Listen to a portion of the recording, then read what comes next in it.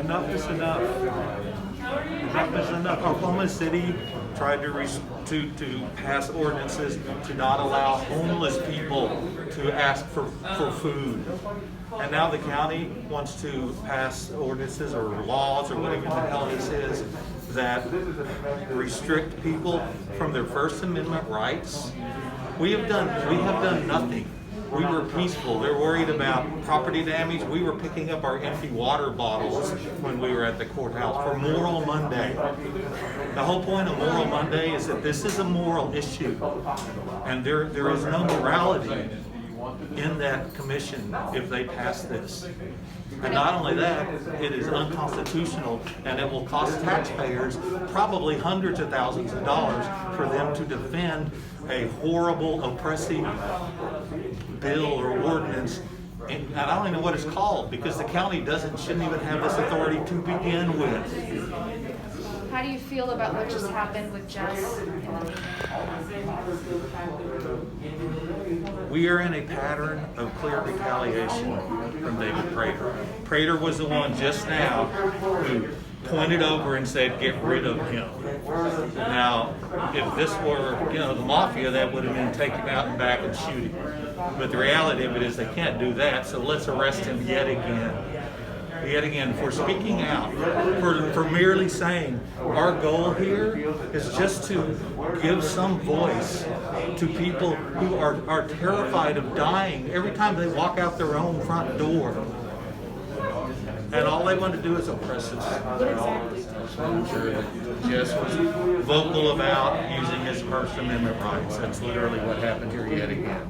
We're being arrested repeatedly just for standing up for civil rights, standing up because we're tired of people of color being shot and killed in Oklahoma City, which has the second highest rate. I can't say this enough times until they tell me I can't say it anymore. We have the second highest rate of police killing civilians, citizens in the nation. And if they think this is not a problem, they are wrong.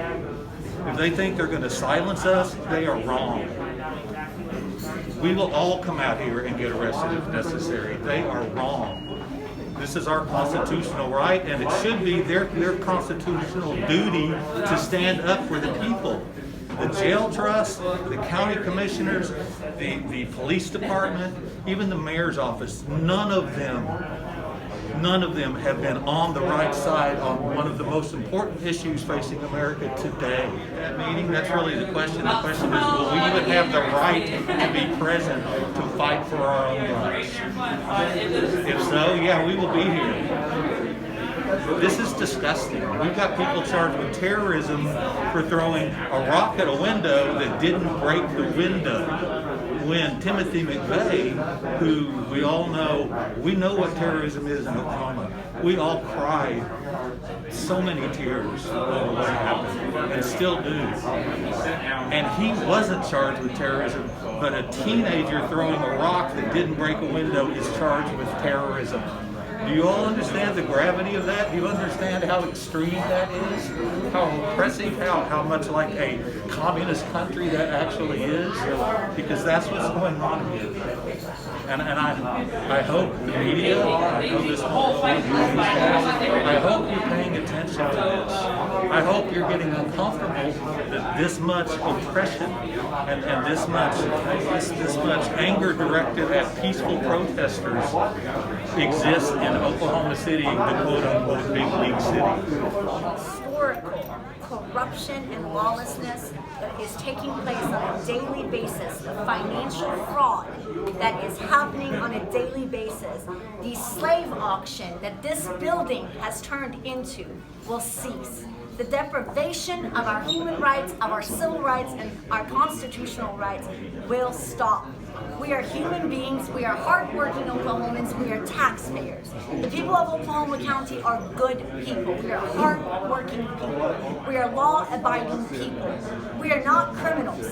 This building and its officials for 2 decades have worked deliberately and strategically to criminalize the masses of residents of Oklahoma County. We're not putting up with it. And the reason that they are suppressing and oppressing is because they are being exposed. They're being called out by the children of the civil rights movement. The children that are demonstrating unarmed, peacefully, utilizing their First Amendment rights are not criminals.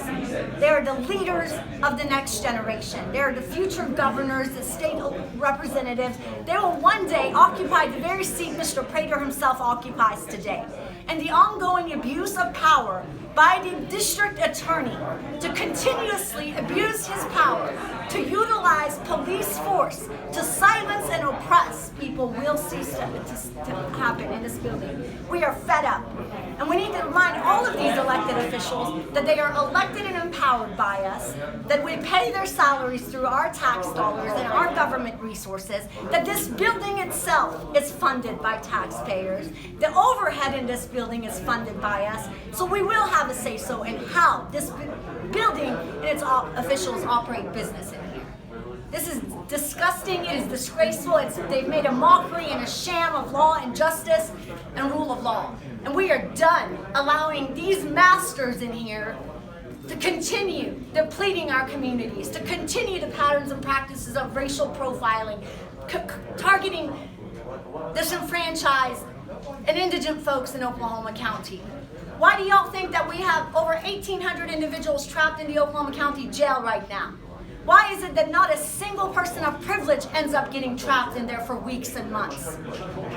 The lack of equity and equality in this county will cease. This is unconstitutional, it's uncivilized. We're in the heartland of America and it feels like the third world.